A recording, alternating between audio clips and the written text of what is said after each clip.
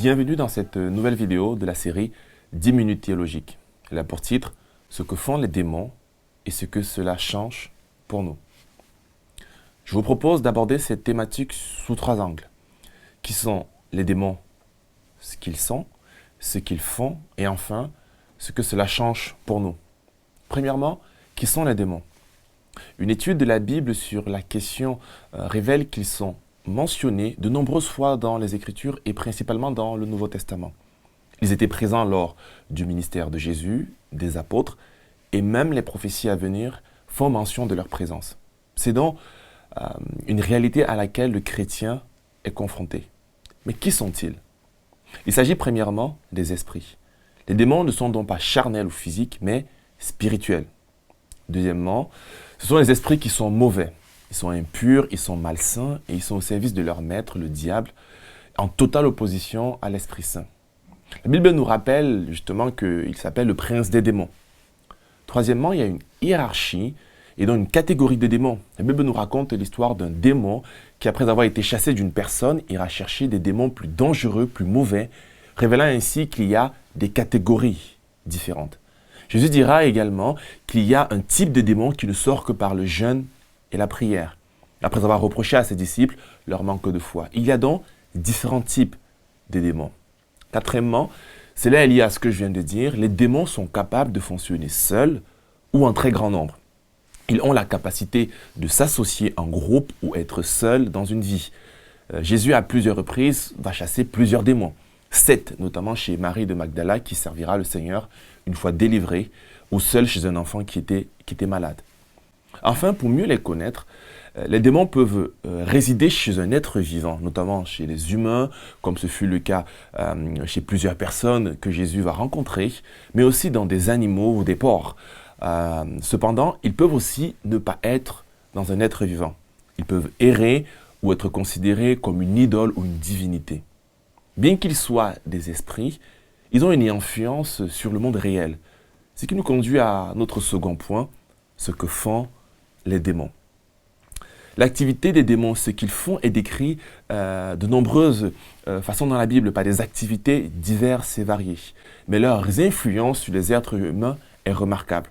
Comme le nom l'indique, ils sont des esprits impurs, mauvais, dont la finalité est de détruire et anéantir la vie des personnes dont l'influence est réelle de près ou de loin. L'activité démoniaque va agir à plusieurs niveaux. Parlons des plus visibles aux moins visibles. J'en vois principalement 4.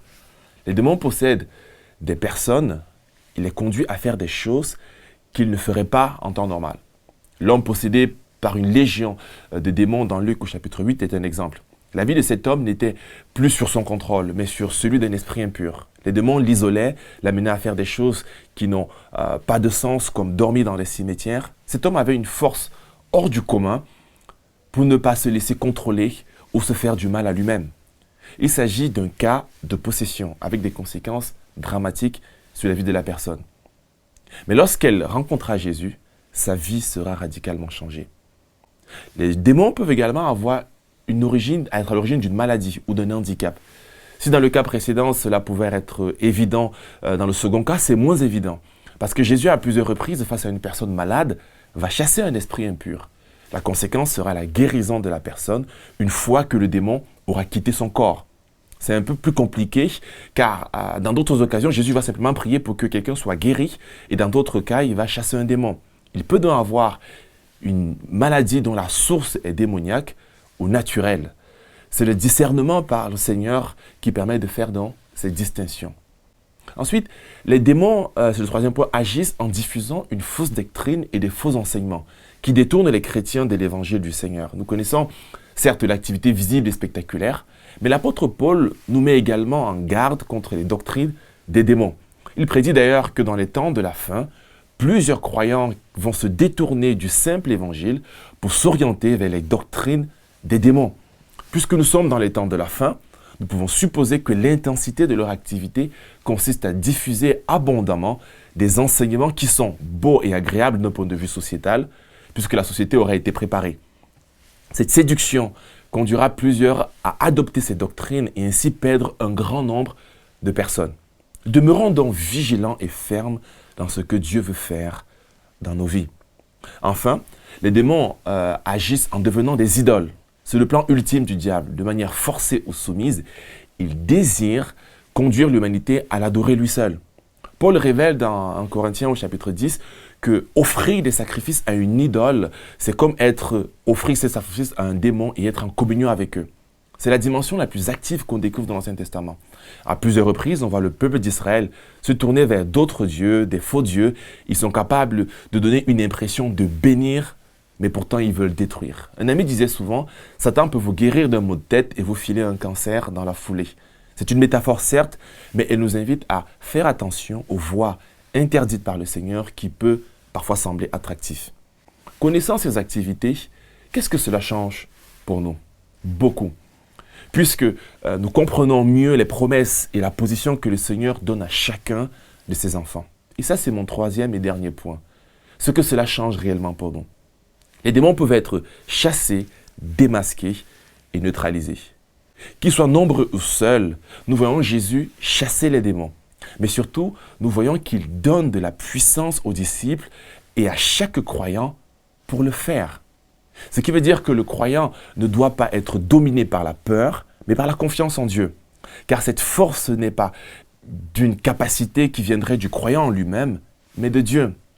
Le pouvoir de chasser les démons fut transmis par Jésus aux disciples, comme le fait de guérir les malades ou de parler de nouvelles langues. On le voit dans Marc au chapitre 16.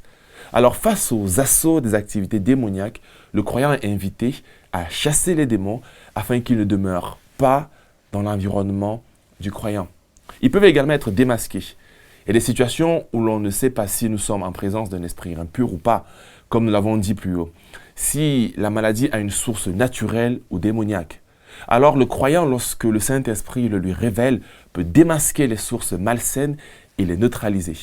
Lors d'une mission de Paul, une femme animée d'un esprit impur s'est mise à faire de sa publicité. Quelque chose qui aurait pu même être apprécié sans discernement. Mais le croyant peut ainsi démasquer, comme Paul, ce qui est sain de ce qui est malsain et ensuite être pur. Enfin, le croyant peut neutraliser l'influence des esprits démoniaques sur sa vie, notamment des doctrines démoniaques ou des idoles.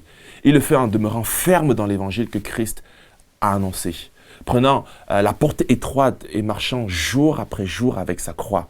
Les tentations peuvent être nombreuses et les séductions immenses, mais Paul dira que la foi d'un plus grand nombre dans les temps de la fin se refroidira. Mais il nous invite en même temps à rester attachés au Seigneur.